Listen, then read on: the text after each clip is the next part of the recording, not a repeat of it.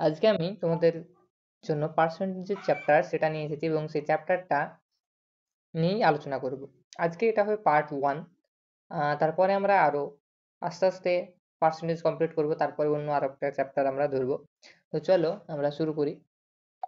তো আমাদের চ্যাপ্টারের নাম কি? আমাদের চ্যাপ্টারের নাম হলো যে পার্সেন্টেজ। পার্সেন্টেজ আমাদের চ্যাপ্টার। তো দেখো পার্সেন্টেজ এটা কি? আসলে পার্সেন্টেজ দুটো শব্দ নিয়ে গঠিত। কি কি? একটা হলো পার, কি একটা পার, আর একটা হলো সেন্ট। পার মানে 100, সরি, পার পার মানে 100 না, পার মানে হলো বাংলায় প্রতি। পার মানে কি?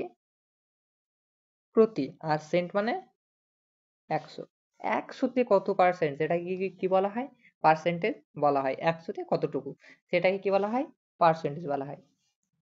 ধরো তোমাদেরকে কেউ বললো যে ওর এক্সাম দিয়ে এসেছে, ধরো 4টে বিষয়ে এক্সাম দিয়ে এসেছে বা 2টো বিষয়ে ধরো এক্সাম দিয়ে এসেছে। ধরো ম্যাথসে এক্সাম দিয়ে এসেছে, মোট 100 মার্কের পরীক্ষা, ও 100-র মধ্যে পেয়েছে ধরো 60। আর ধরো ইংলিশ এক্সাম দিয়ে এসেছে, ইংলিশে কত পেয়েছে, এটাও 100 মার্কের পরীক্ষা, ও পেয়েছে কত? 20। ইংলিশ পারে না, ঠিক আছে? এবার তোমাকে বললো যে প্রতিটা সাবজেক্টে মানে গড়ে মানে কত পার্সেন্ট পেয়েছে, তখন তুমি কিভাবে বের করবে? দুটো পরীক্ষা হয়েছে, 200, 200-র মধ্যে কত পেয়েছে? 80, তাই না? তারপর এটাকে তুমি 100 দিয়ে কি করবে? গুণ করে দেবে। শূন্য শূন্য কাটা, 40 দুগুণে 80, তাহলে 40% কি হয়েছে? নাম্বার পেয়েছে, তাই না? এটাকে কি বলা হয়? পার্সেন্টেজ বলা হয়। এবার আমরা এই যে পার্সেন্টেজ যে ম্যাথস পার্সেন্টেজে যে প্রবলেমগুলো আছে সেগুলো কিভাবে শর্টকাটে করব, তার জন্য আমরা কিছু বেসিক কিছু আমরা শিখবো। মানে আমরা কিছু ফ্র্যাকশন থেকে পার্সেন্টেজে কিভাবে যায়, পার্সেন্টেজ থেকে আবার ফ্র্যাকশনে কিভাবে আসে, সেগুলো আমরা শিখবো। ধরো তোমাকে একটা ফ্র্যাকশন দেওয়া আছে, ফ্র্যাকশনটা ধরো তোমাকে বললো যে 1/5 সমান কত পার্সেন্ট, তোমাকে জিজ্ঞেস করলো। তখন তুমি কি করবে? 1/5 কে সরাসরি কি করবে? 100 দিয়ে গুণ করবে। কিভাবে? তাহলে কি হবে? 5 1 5, 5 20 100, অর্থাৎ 20 1 20%। অর্থাৎ 1/5 সমান কত পার্সেন্ট? 20%। অর্থাৎ যখন ফ্র্যাকশন দেওয়া থাকবে, ফ্র্যাকশন থেকে তোমরা যখনই পার্সেন্টেজ যাবে, তখন কি করবে? 100 দিয়ে গুণ করবে। কি করবে? 100 দিয়ে গুণ করবে। আবার ধরো যখন তোমাকে দেয়া থাকবে একটা পার্সেন্টেজ, ধরো তোমাকে দেয়া থাকলো 25%, 25% দেয়া থাকলো, এটার ফ্র্যাকশন কত হবে? তখন কি করবে? এই 25-কে উপরে লিখবে, আর এই যে লাঠি আর দুটো গুল্লা গুল্লা দেখছো, এটাকে ভেঙে দিবে। কিভাবে? ভেঙে দিয়ে এই লাঠিটাকে করে দেবে 1, 2 পাশে দুটো গোল করে দেবে দুটো 0। তারপর কাটবে 5 5, যদি 25 দিয়েই কাটো তবে 25 1 25, আর 4 25 100, অর্থাৎ 1/4। 25%-এর ভ্যালু কত? 1/4। অর্থাৎ যখন আমাদেরকে পার্সেন্টেজ দেওয়া থাকবে তখন সেটাকে আমরা 100 দিয়ে কি করবো? ডিভিশন করবো, ডিভিজে, তাই না? তখন আমরা কি করবো? ফ্র্যাকশন পেয়ে যাব। পার্সেন্টেজ থেকে ফ্র্যাকশনে যেতে গেলে কি করব? 100 দিয়ে ভাগ করব। আবার ফ্র্যাকশন থেকে পার্সেন্টেজে আসতে গেলে আমরা কি করব? 100 দিয়ে গুণ করব। তো এটা হলো বেসিক রুলস, যেটা তোমরা 6 থেকেই এটা শিখে এসেছো। কিন্তু এই যে সলিউশনগুলো, এগুলো তোমরা যদি এখন করো তবে কিন্তু যে কোনো এক্সাম ক্র্যাক করা সম্ভব নয়। এর জন্য তোমাদেরকে মনে রাখতে হবে, অর্থাৎ মুখস্থ রাখতে হবে। তো সেগুলো কি কি মুখস্থ রাখতে হবে? যেমন ধরো তোমাকে এক্সামে দেওয়া হলো যে 33.33%, 33.33% এর ফ্র্যাকশন ভ্যালু তোমাকে ধরো বার করতে হবে। তুমি কি সেই আবার ওই বের করবা যে এটার নিচে 100 লিখে দেবা, তারপরে তুমি কাটাকাটি করবা? না, না। এইভাবে করলে কিন্তু কোনোদিনই কিন্তু তুমি দ্রুত সেটা করতে পারবে না। তাই তোমার উচিত কি হবে? এর যে ফ্র্যাকশন ভ্যালুগুলো তোমার মুখস্থ করে নিতে হবে। 33.33% মানে কত? 1/3। এমনই 1 থেকে 25 পর্যন্ত প্রায় তোমাকে মুখস্থ রাখতে হবে। তাহলে তোমাকে বললো 1/5 এর ফ্র্যাকশন ভ্যালু কত, তখন তুমি কি আবার ওই 100 দিয়ে গুণ করবে, দিয়ে কাটাকাটি করবে? তা করবে না কখনোই। তুমি সরাসরি মুখস্থ করে রাখবে, লিখে দেবে কি? 20%। তাহলে তোমাকে বললো 1/10, ধরো বললো 1/10 এর ফ্র্যাকশন ভ্যালু কত? তো এটাও তোমাকে মনে রাখতে হবে না, একেবারেই সহজ। সেটা কত? 10%। ধরো বললো 1/6, 1/6 এর ফ্র্যাকশন ভ্যালু কত? তো 6 আপন 2/3% বা 16.6, 66%। 1/7 1/7 এর ফ্র্যাকশন ভ্যালু যদি জিজ্ঞেস করে কি বলবে তোমরা? 14 বা 2/7% বা 14.28%। ধরো তোমাকে বললো 1/11। 1/11 এর ফ্র্যাকশন হলো ইজি 0.909%। এটা মনে রাখা সহজ। সেম ভাবে যদি তোমাকে বলে 1/9, এটাও সহজ, এটারই উল্টো 11.11%। তো এইভাবে তোমরা 1 থেকে 25 পর্যন্ত তোমরা সবগুলো কি করবে? মনে রাখবে, তবে তোমাদের ক্যালকুলেশনে সুবিধা হবে। এবার ধরো তোমাকে কিছু সলিউশন দিই, আমি কিছু প্রবলেম দিই, যেগুলো সলভ করে দেখাই তোমরা কিভাবে সলভ করবে। ধরো তোমাকে বেসিক তোমাকে জিজ্ঞাসা করলো কি 32% অফ 170, 170-এর 32% তোমাকে বের করতে হবে। তুমি কি করবে? ক্লাস 6 থেকে শিখে এসেছো যে 170-এর 32% বের করতে বলেছে, এইভাবে আমি বের করব। দিয়ে শূন্য শূন্য কাটবো, দিয়ে এখানে কাটবো 14 দুগুণে, সরি 16 দুগুণে 32, এখানে 5 দুগুণে 10, এভাবে কাটবো। তারপরে এই দুটো গুণ করবো, দিয়ে 5 দিয়ে ভাগ করবো, এইভাবে আমরা বের করব। মোটেও না, এইভাবে আমরা বের করব না। আমরা কিভাবে বের করব? সরাসরি দেখো এটা 10% কত? এটা 10%, 170-এর 10%। তো দেখো 170-এর 10% হচ্ছে 17। কিভাবে দেখো? এই হলো 170 এর 10%।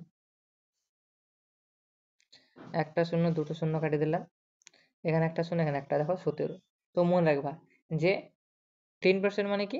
একটা সংখ্যা ছেড়ে সামনেরটা, তাই দশমিক, তাই না? যদি এখানে 5 থাকতো তাহলে 17.5 হতো, এখানে শূন্য আছে তাই 17। ঠিক আছে? 10% এটার কত? 17, তাই না? 10% 17। আর যদি বলি 1% কত? তখন 100 দিয়ে ভাগ, মানে দুটোর পরে দশমিক। ধরো 0.7, তারপর এখানে দশমিক। যদি 100 যদি জিজ্ঞেস করে যে 1% কত, তখন এখানে দশমিক বেশি হিসাব করবে। আর যদি বলে 10% তখন এখানে দশমিক দিবে। যেহেতু আমাকে 10% বলেছে, আমি 10% বার করবো, তাই এখানে কত কত হবে? 17 এটা। তাহলে 10% যদি 17 হয়, এখানে 32% মানে 30% আর 2%, তাই না? 32% মানে কত? 30% প্লাস 2%। তাহলে আমরা প্রথমে 30% বার করবো। তাহলে 10% যদি 17 হয়, 30% কত হবে? দেখো 10%-এর 3 গুণ 30, তাই না? তাই 3 17 51। তাহলে 30% কত হবে? 51 প্লাস, দেখো 1% কি হবে? 1.7। 2% কত হবে? 3.4। 17 1.7 1.7 3.4, এটা কত হবে? 3.4। অর্থাৎ দুটো ক্যালকুলেশন করলে কত হবে? 51 আর 3 54.4%। এটা হবে কি সঠিক উত্তর।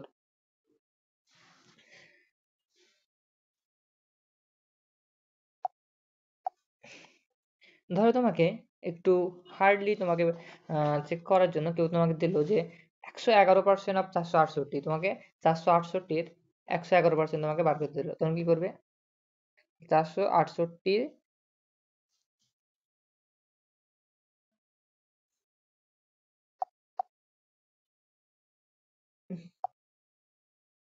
111% অফ 468, এটা তোমাকে বের করতে দিল। তখন তুমি কি করবে? দেখো 111 মানে 100%, 100% মানে কি? পুরো সংখ্যাটাই। 100% মানে কি? পুরো সংখ্যাটাই, অর্থাৎ 468। ঠিক আছে? এবার দেখো এখানে 100% হয়ে গেছে, আর আছে কত? 11%। 11% মানে তুমি 10% বের করো। 10% মানে কত? এখানে একটার আগে দশমিক হয়, অর্থাৎ 46.8। 46.8। ঠিক আছে? আর 1% মানে কত? দুটোর পরে দশমিক, অর্থাৎ এখানে দশমিক হবে 4.68। এই 4.68 এটাও বের করে নিলাম। এবার আমরা কি করবো? যোগ করব। এখানে 8, 8 আর 6 14, 4 হাতে থাকে 1, 4 একে 5, 6 আর 5 11, 11 আর 8 19, 19 এর 9 হাতে থাকে 1, 4 একে 5, 6 আর 5 11 1 হাতে থাকে 1, 4 একে 5, অর্থাৎ 519.48 হবে এটার সঠিক উত্তর। এইভাবে তোমরা সহজেই বের করতে পারবে। এবার কিছু আমি দেখো তোমাকে কিছু আমি ফর্মুলা বলছি, দেখো যদি তোমাকে বলে A is what percentage of B, অর্থাৎ এ বি এর কত শতাংশ, আমি এটা লিখে দিচ্ছি এখানে।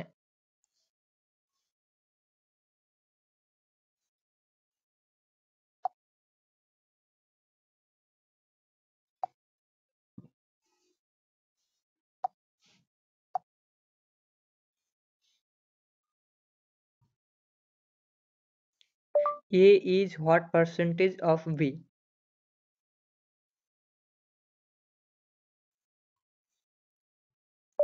A is what percentage of B.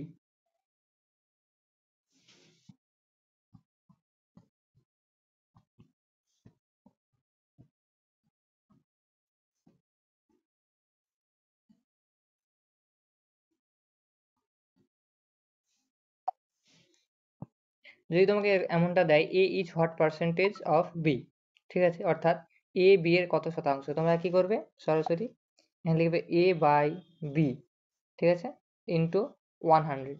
অর্থাৎ ধরো তোমাকে বললো যে,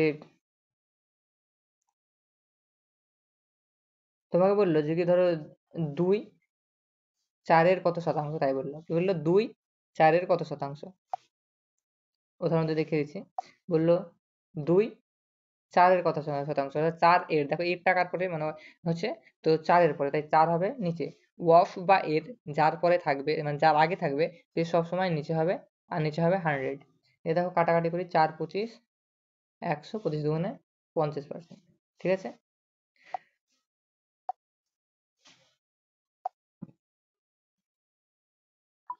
আবার আর 2 নম্বর সূত্র দেখো কি বলছে। তো 2 নম্বর সূত্র তোমরা মনে রাখবে সবসময়, যে লিখে দিচ্ছি,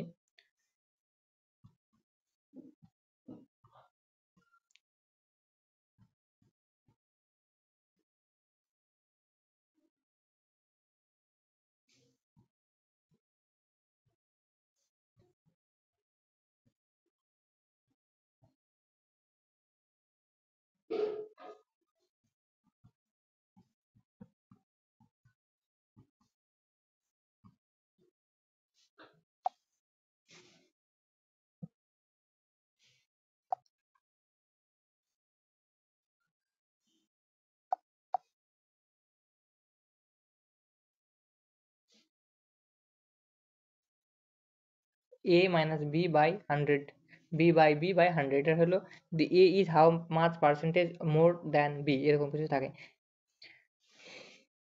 তারপর আরো একটা দেখো, আরেকটা যেটা মনে রাখবে সেটা হলো